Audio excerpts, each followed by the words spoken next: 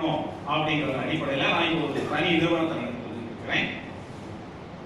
அதாவது இந்த மாதிரி ஒரு அமைப்பு ஏன் அவசியம் என்பதை நான் சுட்டிக்காட்ட விரும்பினால், எனக்கு சற்று முன்னால் பேசிய அந்த நவராஜ் என்னுடைய கம்பெனில 12 வருடம் ஒரு கொலீகா இருந்திருக்காங்க. ஆனா 2 பேருக்கு தெரியாது நாங்க சேவிட்ஸ் ஸ்டூடெண்ட். இங்க பார்த்துட்டு போய் உங்களை எங்க தான் கடைசியா பார்த்தேன் அப்படின்னாரு. நான் திருநெல்வேலியில பார்த்துட்டீங்க. இல்ல சார் அல்சம்ல வேலை பார்த்தேன். எதற்கு சொல்கிறேன் என்றால், இப்படிப்பட்ட ஒரு அமைப்பு ஏன் தேவை என்பது இதனால் ஊர்ஜிதமாகிறது. இதுதான் உதாரணம். அதாவது 12 வருடம் ஒன்றாக வேலை பார்த்தாலும் எங்களுக்கு அப்படிப்பட்ட நேரம் கிடையாது இதை பற்றி பேசுவதற்கு. ஆனால் இங்கே ஒரு தருணம் அமைத்து கொடுக்கப்பட்டிருக்கிறது. அதுபோக சென்னையில 30 வருஷம் இருந்துட்டே செல்லகிரி எங்க இருக்காருன்னு நான் அடிக்கடி நினைக்கிறது உண்டு. ஏன்னா நாங்க அந்தோனி ஸ்கூல்ல இருந்து சென்ட் ஜான்ஸ் காலேஜ் வரைக்கும் தொடர் பயணத்தில் ஈடுபட்டிருக்கோம். ஆனா முகவரி இல்லாமலே அறிந்து விட்டோம். இதுதான் அவர்களை சந்திக்க முடிந்தது. ஆகவே இப்படிப்பட்ட ஒரு கூட்டமைப்பு நமக்கு நிச்சயமாக தேவைப்படுகிறது. இன்னும் ஒருவரை கூட தேடிக்கொண்டிருக்கிறேன். தில்லை ராஜன் என்று ஒருவர் உண்டு. அதாவது வித்யா ஸ்டோர் தெக்குபஜார்ல வித்யா ஸ்டோர் கடை. அவருடைய பையன் தில்லைராஜன் ஒரு கிளாஸ்மேட். ஒருவேளை ஐஐடியில ஒரு தில்லைராஜன் ஒரு ப்ரொஃபஸரா இருக்கிறாரு. அவரும் நம்ம தேட வேண்டியிருக்கு.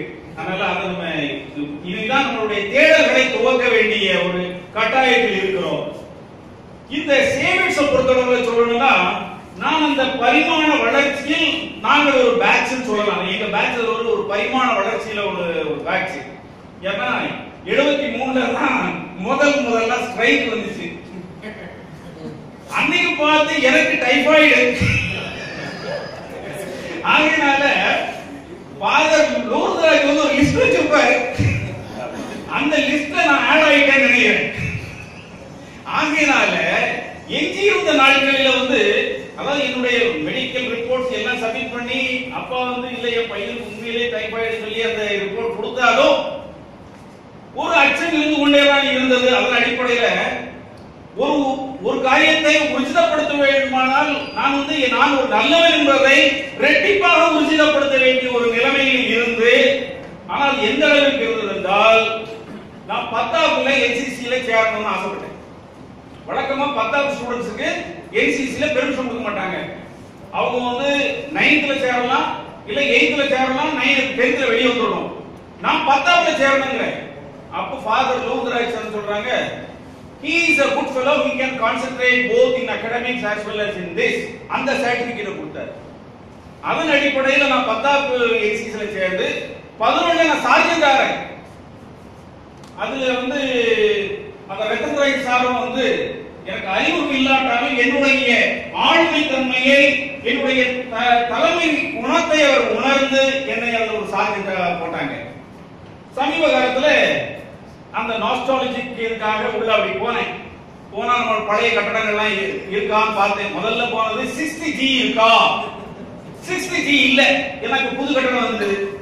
பிறகு 8வது படிக்கிற கட்டடங்கள் கொஞ்சம் அப்படி இருந்தது. ரொம்ப சந்தோஷமா இருந்தது. ஏன்னா எனக்கு இந்த பழைய கட்டடங்கள் சரித்திரத்தை பற்றி பேசுவாங்க, அதனால இருக்கணும்னு ஆசைப்பட்டேன். ஏன்னா அதுல நடுவுல ஒரு இரும்பு தூண் இருக்கும். இப்போ அந்த இரும்பு தூண் தயாரிக்கிற கம்பெனிஸ் எல்லாம் இருக்கான்னு தெரியல. அந்த ஷெஃபீல்ட்ல இருந்து வந்திருக்கும் நினைக்கிறேன். ஆனா இப்ப புதுப்பிச்சுக்கிட்டு இருக்கிறாங்க போல இருக்கு.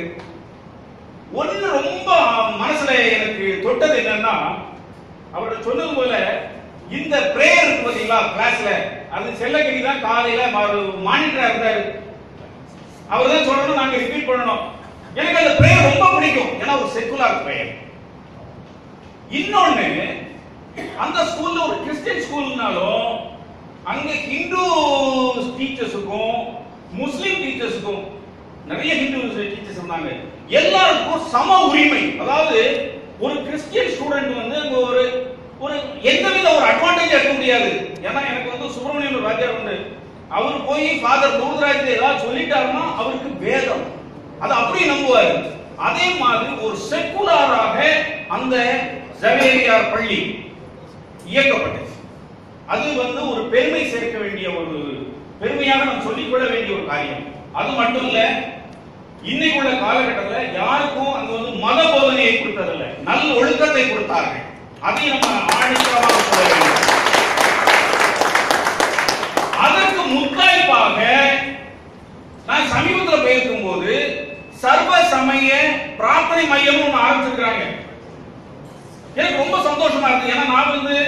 இந்த மத நல்லிணக்கம், இந்த சமூக அந்த பீஸ், இதுக்காக நான் பாகிஸ்தான்லாம் போய் பல காரியங்கள் பண்ணிட்டு இருக்கிறேன். அப்ப எனக்கு இப்படி ஒரு நம்மளுடைய பள்ளி இந்த மாதிரி ஒரு அணுகுமுறை எடுத்திருக்கிறார்கள் ஒரு சந்தோஷமா இருந்தது. ஆகையினால இந்த பள்ளி நம்மளை போல பல லீடர்களை உருவாக்குங்க என்ற நம்பிக்கை எனக்கு உண்டு. ஆகையினால நான் வந்து இந்த தலைமை பண்பு இதுகளெல்லாம் ட்ரெயின் கொடுக்கிறேன்.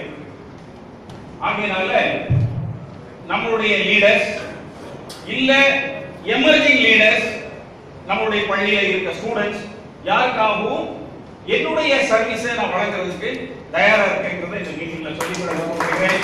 நன்றி.